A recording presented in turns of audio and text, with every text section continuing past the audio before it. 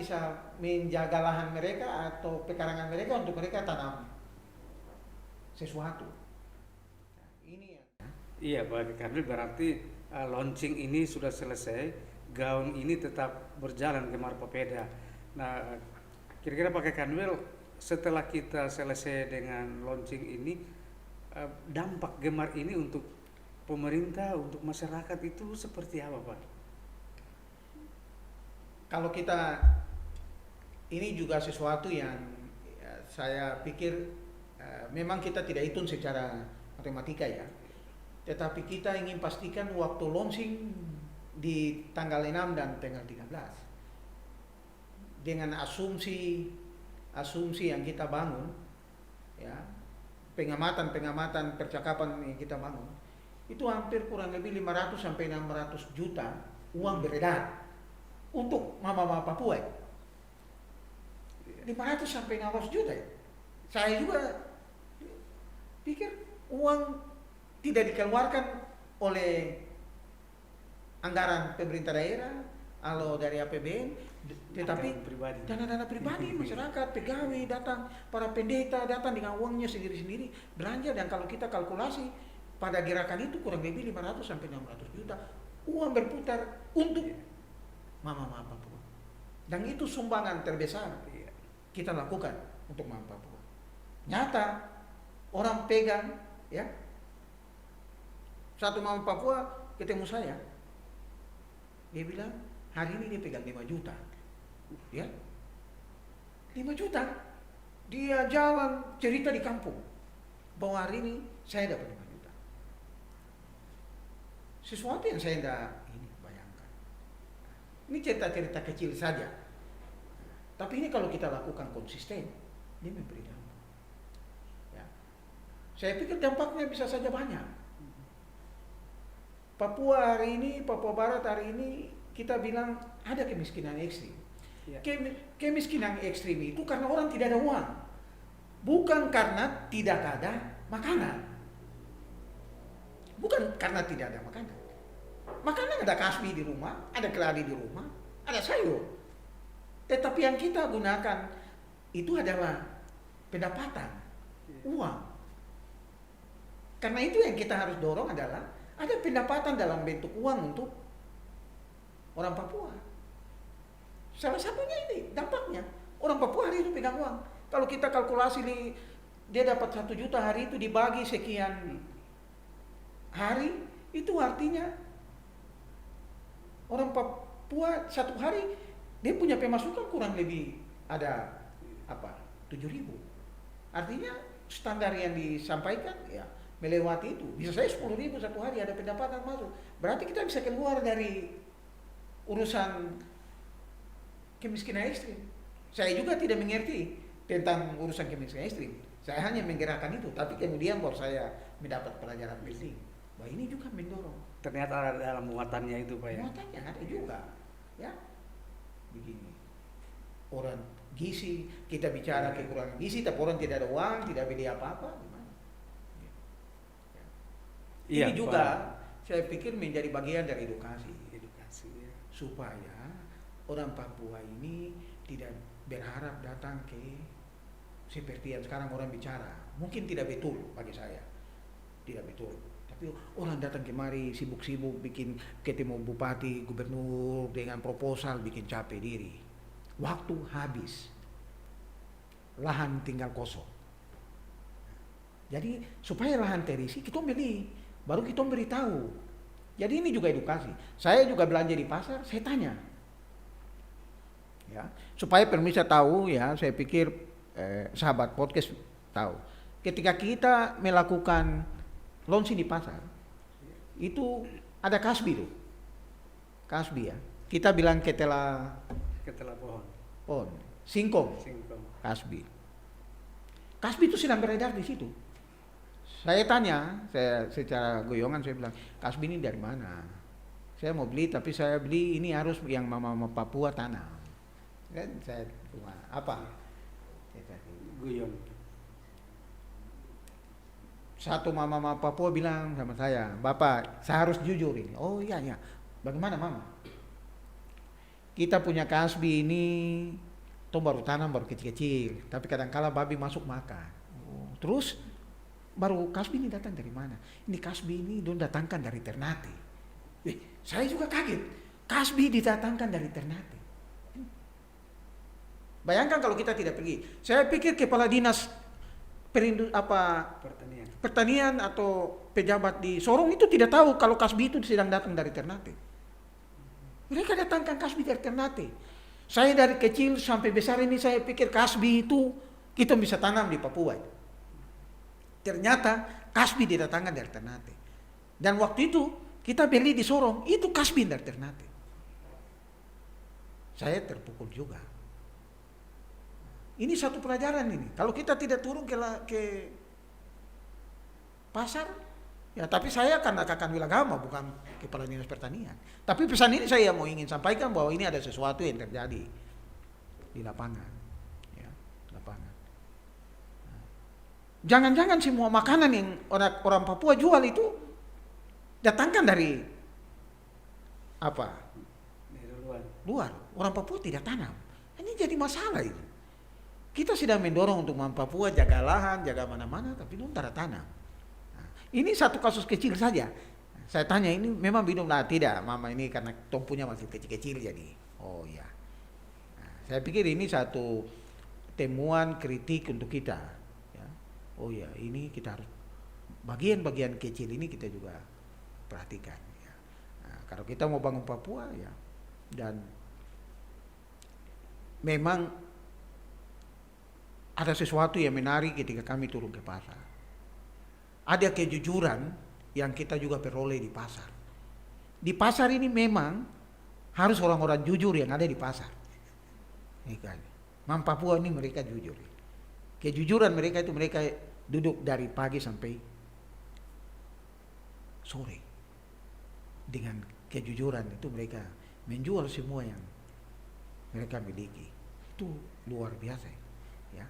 Karena itu kita juga datang beli, kita kasih tahu, mama nanti besok jual barang, jual yang baik-baik, gitu ya. Jangan kasih mahal. Itu kan kemarin kita jalan baru kita edukasi. Nah, jadi kalau mama mau jual, mama jangan lihat ini kakaknya udah datang, jadi mama jual beli mahal. Tidak usah, mama harus jual seperti harga yang selama ini mama jual. Ya, itu yang kita juga sosialisasi dalam gerakan ini. Mama dengan lihat ada pamflet, oh ini ada mau acara belanja di pasar. Tapi kita sudah bilang, biasa saja, tidak usah harus jujur. Kalau kemarin-kemarin mama mereka jual itu 10.000, tetap 10.000. Dan itu yang kita dapat di pasar. Terjadi di pasar. Dan ini bagi saya hebat, luar biasa. Ini program luar biasa dan bagi lingkungan Kementerian Agama Edukasi yang luar biasa. kita terus harus lakukan, ya. Iya, Pak Kakanwil, Bapak sebagai pimpinan di Kementerian Agama untuk provinsi ini, tagline Papeda, Gemar Papeda ini juga lahir dari Kementerian Agama. Nah, kira-kira apa yang kita dapat setelah kita launching dan berharap untuk berjalan terus? Maksud saya, apa yang kita dapat di Kementerian Agama secara khusus, Pak? Mungkin soal moderasi dan kerukunan apa ada kaitan sampai di situ ya? Silakan. Ya. Bicara toleransi beragama itu harus dibarengi dengan kita sebut toleransi ekonomi, toleransi sosial, harmoni sosial. Ini juga harus dilakukan, ya. Jadi ini sangat berkaitan erat, ya. Orang kalau tidak makan dia bisa marah-marah, gitu. Tidak saja berdoa, makanan ini tidak datang dari langit. Harus orang bekerja, ora itu labora, berdoa dan bekerja. Ini juga yang kita lakukan. Gerakan ini merupakan gerakan yang mulia yang juga kita lakukan, ya. Dan sekali lagi, agama ini harus dijadikan sebagai penggerak pembangunan, menjadi modal sosial. Di Papua ini agama itu agama karena persaudaraan, sahabat, Keluarga. teman, keluarga. Karena itu agama ini dia harus menyelamatkan. Nah, karena agama ini untuk menyelamatkan orang, salah satunya adalah melalui tindakan perjumpaan. Perjumpaan di pasar, perjumpaan di gereja, perjumpaan di masjid, perjumpaan di lingkungan hidup, perjumpaan untuk jaga pohon, jaga lingkungan. Ini semua adalah perjumpaan. Agama menjadi sumber ya untuk menyebarkan kebaikan, penggerakkan. Ini yang kita lakukan ya. Dan saya mau bilang teman-teman di Kementerian Agama, seluruh aparatur sipil negara, dengan dedikasi, dengan semangat ini, saya bilang dong hebat toh, karena mereka mencurahkan semua hati mereka. Kita bekerja bersama untuk bagian ini. Memang bagian ini kecil saja ya, tidak diukur dengan uang kecil, nilainya kecil, tetapi saya percaya bahwa dia akan memberi kesan, dampak baik ya bagi mama-mama, bagi perdamaian di provinsi ini. Apalagi provinsi ini kita bilang adalah provinsi toleransi. Apalagi kalau dalam sejarah agama-agama, semua agama peradaban, agama yang masuk di Papua, tanah Papua itu mulai dari Papua Barat. Kristen ada di Mansina, Islam dari Fak-Fak, Katolik juga dari Fak-Fak. Apa yang tidak dari Papua Barat? Karena itu agama ini menjadi sumber perdamaian. Kita harus gunakan untuk menggerakkan pembangunan. Nah, karena ini kita harus jaga. Jaga ini harus melalui rencana aksi. Karena itu saya mau semua kekuatan ya, kelompok-kelompok agama terutama paguyup agama-agama Islam, Kristen, Buddha, Hindu saling bergandengan tangan untuk menggerakkan, bergotong royong bersama untuk melakukan kegiatan-kegiatan yang membawa kebaikan. Salah satunya itu belanja. Tetapi besok kegiatan kebersihan di pasar, kegiatan lingkungan rumah ibadah yang bersih, ya itu juga harus dilakukan. Kita berharap ke depan yang Kristen juga bisa pergi bikin masjid. Begitu juga sebaliknya di jalan raya. Ini harus digerakkan. Jadi isu-isu komunitas keagamaan harus kita gunakan untuk kepentingan kebaikan bersama. Iya, Pak Kakanwil, kita di Papua Barat ini bersyukur karena kita sudah punya pejabat gubernur, tetapi ada Bapak Sekda definitif. Kalau kita ikuti awal-awal beberapa event yang selalu beliau nyatakan statement bahwa untuk kegiatan-kegiatan jamuan kedinasan, sepertinya beliau arahkan untuk harus makan makanan kebun. Kira-kira menurut Pak Kakanwil soal statement itu apa ada mungkin kalau kita hubungkan dengan Gemar Papeda ini ada sinergi Pak Kakanwil? Ya, saya secara pribadi selaku Kakanwil sukacita, senang ketika Pak Gubernur itu menyatakan bahwa seluruh SKPD, seluruh event-event kegiatan pemerintahan itu harus makanan-makanan lokal. Sebenarnya itu yang kita harus kerjakan. Nah, untuk kita makan kita harus beli, dan beli itu mama-mama Papua. Dan saya pikir ini sangat sinkron dan kolaborasi ini yang kita dorong, kita lakukan, dan kita akan dorong ini supaya ada edaran. Ya, ada edaran instruksi dari Bapak Gubernur kepada kita semua SKPD, tetapi juga ke seluruh kabupaten kota untuk betul-betul mencintai makanan lokal. Nah, dengan mencintai makanan lokal, dengan kegiatan-kegiatan pemerintahan itu kita makan makanan lokal, maka dengan sendirinya ada gerakan untuk membeli hasil kebun ya, hasil kebun, makanan lokal.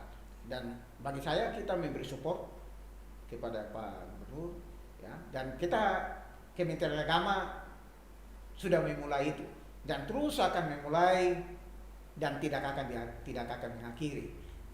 kita harus terus, dan saya mau bilang program jangka panjang kita ke depan sebenarnya ini menjadi gaya hidup. Selaku orang Kementerian Agama ini harus kita pastikan dia jadi gaya hidup. Apalagi selaku anak-anak Papua harus menjadi gaya hidup. Kita tahu bahwa ini ada sedikit berkat Tuhan kasih, ini ada Mam Papua, minimal pulang kantor ya dong punya pisang masak dong ada jual tong singkat itu.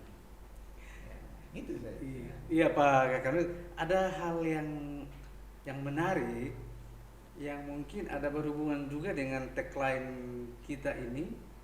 Izin Pak Kakanwil,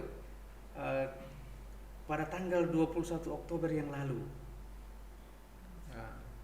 itu bertempat di Arya Duta Hotel Manado, sepertinya Bapak juga terpilih sebagai salah satu penerima penghargaan internasional Best Leadership Award 23 dari IHRDP. Nah, Pak Kanwil, ini satu penghargaan yang luar biasa. Itu penghargaan atas pengakuan, dedikasi, dan prestasi kerja-kerja yang positif yang kita bicarakan.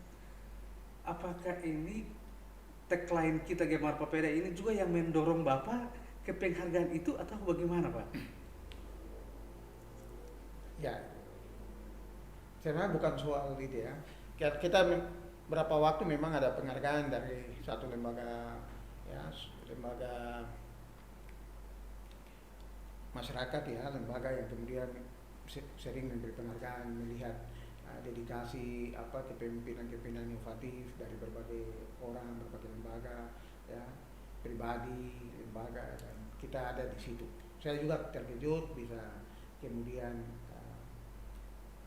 bertanya apakah layak untuk mendapat itu.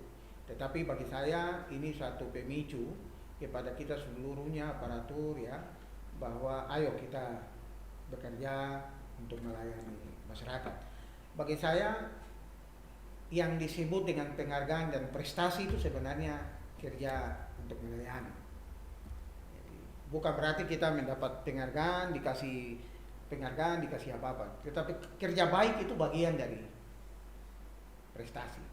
Dan saya pikir gerakan ini yang kemudian juga dilirik ya, dilihat bahwa ada inovasi-inovasi yang kita lakukan untuk memberi dampak kepada masyarakat kita, ya, dampak kepada masyarakat kita, ya, memberi optimisme, ya, memberi rasa percaya, ya, memberi rasa produktif. Ini yang kita lakukan. Tapi bagi saya menyampaikan terima kasih karena kemudian mendapat penghargaan itu, dan penghargaan itu saya pikir bukan untuk saya. Ini karena kerja teman-teman di Papua Barat, seluruh ASN, ya, saling bergandengan tangan, ya, siapa saja teman-teman kelompok agama yang kita bermitra, ya, dan kita memberi dampak bagi bagaimana menjaga Papua ini, ya, supaya yang damai dan kemudian pembangunan bisa kita lakukan. Nah, saya pikir ini yang kontribusi kita di Kementerian Agama. Mungkin kita tidak nyata, orang tidak lihat, tetapi kita sedang mengawal ini supaya Papua ini tetap aman, tetap damai, dan pembangunan bisa dilakukan. Ya, dan ini yang kita lakukan. Ya, Gemar Papeda ini sebenarnya itu adalah isu utamanya. Kita jaga Papua ini tetap damai dalam negara kesatuan Republik Indonesia dengan kerja-kerja nyata kita kawal ini, dan pembangunan bisa jalan, bisa kita lakukan. Ya, saya selalu bilang begini, Pak Jim dan juga, kenapa sasarannya itu ASN? Papua ini mau baik atau tidak baik, kuasa itu hanya diberikan kepada, terutama diberikan kepada kita ASN. Birokrasi ini diberi kuasa. Ini ada kekuasaan, ada uang ini. Nah, masyarakat ini dua, kekuasaan dan ada uang. Jadi kalau Papua ini tidak dikelola dengan baik, kacau-kacau, orang ribut-ribut, pasti saya pikir yang perlu dipertanyakan lebih awal itu adalah birokrasi. Nah, karena itu saya selalu bilang sama teman-teman Kementerian Agama, ayo, apa yang bisa kita kerjakan, kita lakukan, kita kerjakan.